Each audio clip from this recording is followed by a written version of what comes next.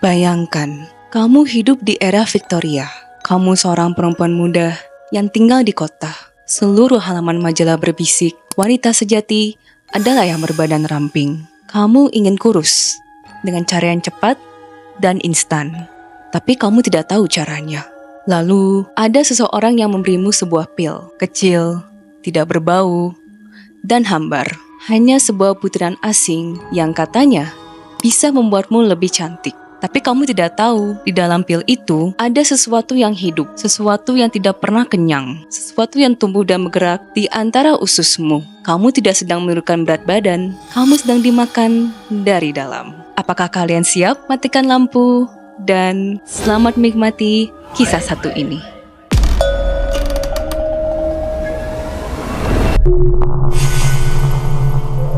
Era Victoria, sekitar tahun 1830-an hingga 1900-an menjadi masa di mana standar kecantikan mencapai titik paling eksentrik sekaligus berbahaya.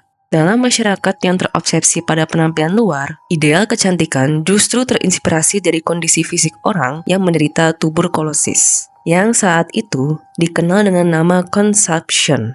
Tuberkulosis pada masa itu belum memiliki obat. Dan banyak penderitanya mengalami gejala seperti kulit pucat, mata sayu, tapi berbinar, bibir dan pipi kemerahan karena demam, serta tubuh yang kurus dan lemah.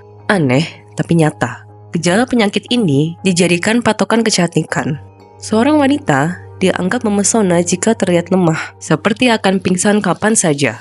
Bukan karena kasihan, tapi karena itu menandakan ia lembut, halus, dan tinggi derajatnya. Kulit pucat adalah lambang utama status sosial. Di masa di mana mayoritas rakyat bekerja di luar ruangan, kulit gelap dikaitkan dengan kerja fisik dan kelas bawah. Sebaliknya, kulit yang nyaris transparan berarti seseorang cukup kaya untuk tinggal di dalam rumah sepanjang hari. Demi mencapai penampilan ini, wanita menghindari matahari sebisa mungkin, memakai topi lebar, sarung tangan panjang, bahkan bedak dari timbal yang mereka tahu beracun, hanya untuk tampak seputih mungkin.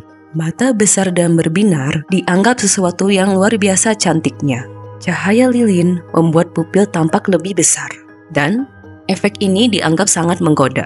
Beberapa wanita menggunakan tetesan belladonna, sebuah tanaman beracun yang berfungsi untuk melebarkan pupil mata secara buatan.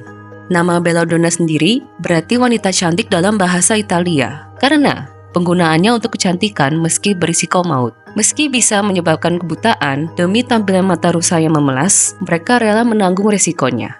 Warna merah di pipi dan bibir melambangkan gairah, kehangatan, dan kemurnian darah. Tapi, karena kosmetik dilarang untuk wanita terhormat, mereka mencari cara-cara terselubung untuk menciptakan efek tersebut.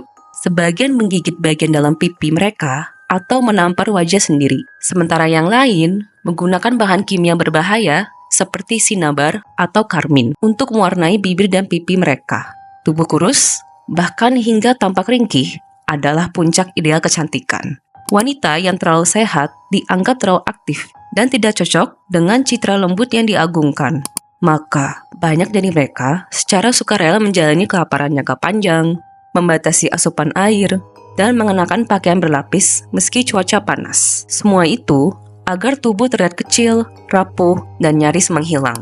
Dalam dunia menaik kecantikan dari seberapa tidak terlihat tubuhmu, berkembanglah praktik-praktik ekstrim seperti menelan amonia, karena diyakini membersihkan tubuh dan membuat kulit lebih pucat.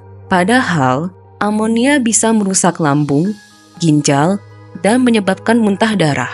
Yang kedua, mandi dengan air bercampur arsenik. Racun mematikan yang dikira dapat mencerahkan kulit dan membuatnya bersinar. Akibatnya, rambut rontok, tubuh melemah, dan kematian perlahan. Dan yang ketiga, memakai korset logam atau baja yang dikenakan hampir sepanjang hari, bahkan saat tidur. Korset ini menekan tulang rusuk dan organ dalam, menciptakan pinggang berukuran 16 inci, sekitar 40 cm. Banyak wanita yang mengalami pingsan, gangguan menstruasi, dan kerusakan organ jangka panjang. Di tengah semua penderitaan itu, muncul satu metode baru yang terdengar seperti kisah horor medis. Diet cacing pita, sebuah cara untuk menurunkan berat badan tanpa harus berhenti makan. Caranya, telan pil berisi telur cacing, dan biarkan makhluk itu tumbuh dalam tubuhmu. Fenomena diet cacing pita bukan sekadar mitos urban belaka. Ini benar-benar pernah terjadi. Diiklankan secara terbuka, dibahas dalam komunitas kecantikan, bahkan dipercaya sebagai solusi modern untuk masalah berat badan. Semua bermula di Inggris, era Victoria, sekitar di akhir tahun 1800-an dan di awal 1900-an. Saat itu, sains mulai berkembang secara liar. Ketika masyarakat semakin terobsesi dengan tubuh kurus, muncul ide revolusioner. Jika ada makhluk dalam tubuhmu yang menyerap semua makanan, kamu bisa makan sepuasnya tanpa menambah berat badan. Ide ini kemudian menyebar ke Amerika Serikat pada awal abad ke-20.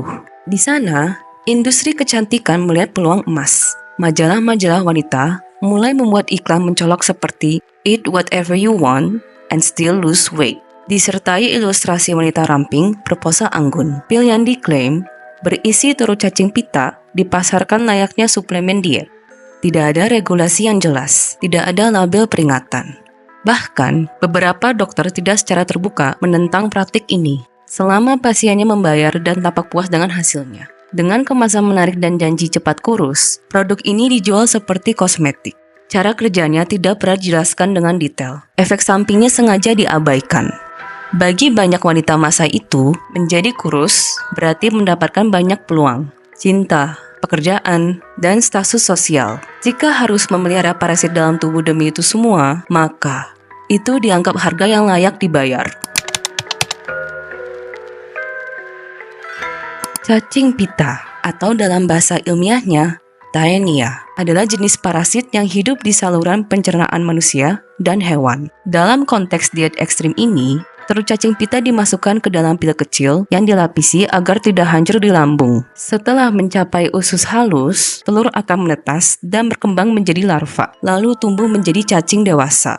Cacing ini menempel di dinding usus dan mulai menyerap nutrisi dari makanan yang dikonsumsi inangnya. Semakin banyak kamu makan, semakin banyak energi yang diserap oleh si cacing, bukan oleh tubuhmu. Dalam berapa bulan, cacing bisa tumbuh hingga sepanjang 6-10 meter dan tetap hidup selama bertahun-tahun. Tubuh inang, manusia, mungkin akan terlihat lebih kurus, tapi sebenarnya sedang mengalami defisiensi gizi, kehilangan energi, dan penurunan sistem kekebalan tubuh. Beberapa gejala awal bisa berupa mual, muntah, dan gangguan pencernaan. Nafsu makan meningkat, tapi berat badan tetap turun, lemas, pusing, dan kekurangan vitamin. Kemudian, dalam kasus ekstrim, bisa terjadi infeksi sekunder, penyumbatan usus, bahkan penyebaran larva ke organ vital seperti mata dan otak yang dapat menyebabkan kejang, gangguan neurologis, dan kematian. Pil cacing pita sering tidak menyebutkan kandungan yang sebenarnya. Ada yang mengandung 1 telur, ada pula yang berisi puluhan, yang berarti lebih dari 1 cacing tumbuh dalam tubuh seseorang. Prosedur pengeluaran cacing juga menyeramkan. Dalam pengobatan tradisional, cacing harus dikeluarkan perlahan melalui rektum sepanjang meter demi meter tanpa putus. Bagi dunia medis modern, metode ini dianggap sangat berbahaya dan sama sekali tidak disarankan. Tapi seperti kebanyakan legenda horor, kadang ia tidak sepenuhnya mati. Cacing pita masih dijual secara ilegal di beberapa toko online, dan ada saja orang yang cukup putus asa untuk mencobanya. Maria Callas, atau lengkapnya Maria Anna Cecilia Sofia Kalogeropoulos, adalah salah satu penyanyi opera paling legendaris di abad ke-20. Lahir di New York dari keluarga imigran Yunani pada tahun 1923. Callas dibesarkan di tengah konflik keluarga dan tekanan ambisi ibunya. Sejak usia muda, ia menunjukkan bakat luar biasa dalam vokal dan melanjutkan studi musik klasik di Yunani serta Italia. Ia dijuluki La Divina, Sang Ilahi, karena jangkauan vokalnya yang spektakuler dan ekspresi dramatis yang luar biasa. Dia sukses besar dalam membawakan karya-karya opera seperti Norma, Tosca, dan Lucia di Lammermoor, menghidupkan karakter perempuan tragis dengan kekuatan emosional yang belum pernah ada sebelumnya. Namun di balik gemerlap panggung, Maria Callas harus berhadapan dengan tekanan besar mengenai penampilannya. Di awal karir, tubuh Callas dianggap terlalu besar untuk memainkan peran utama wanita yang biasanya digambarkan ramping dan elegan. Kritikus dan media kerap menyudutkannya, menyamakan bentuk tubuhnya dengan kelembaman dan kekekuan di atas panggung. Sekitar pertengahan 1950-an, Callas mengalami transformasi fisik yang drastis. Ia kehilangan hampir 36 kg dalam waktu singkat, dari tubuh berisi menjadi sangat langsing. Transformasi ini mengejutkan dunia musik dan memicu banyak spekulasi. Salah satu rumor yang paling mencuat bahwa Callas menurunkan berat badannya dengan menelan pil cacing pita.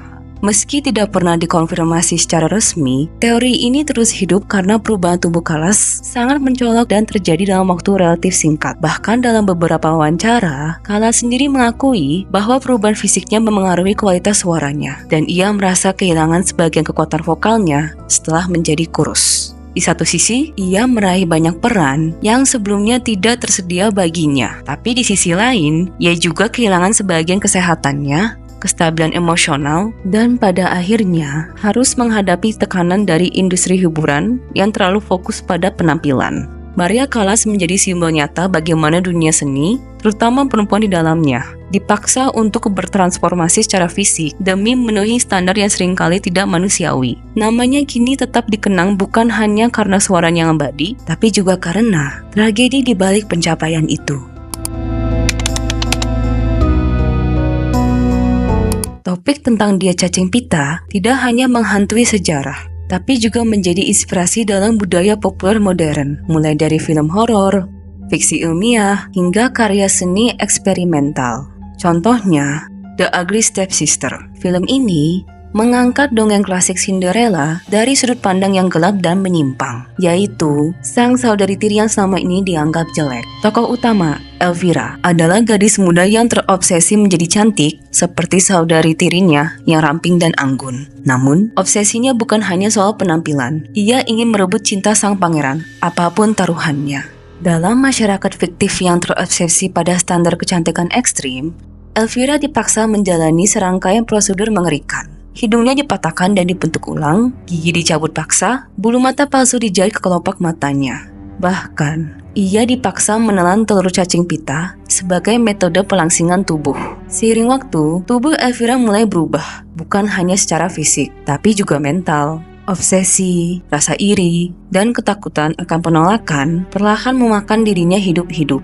Klimaks film menghadirkan adegan body horror yang intens. Penarikan cacing pita dari tubuh Elvira yang menurut banyak kritikus adalah salah satu momen paling disturbing tahun ini. The Ugly Stepsister bukan sekedar film horor, tapi juga satir gelap tentang tekanan sosial, standar kecantikan, dan kehancuran jiwa perempuan dalam budaya patriarkal. Bagaimana teman-teman?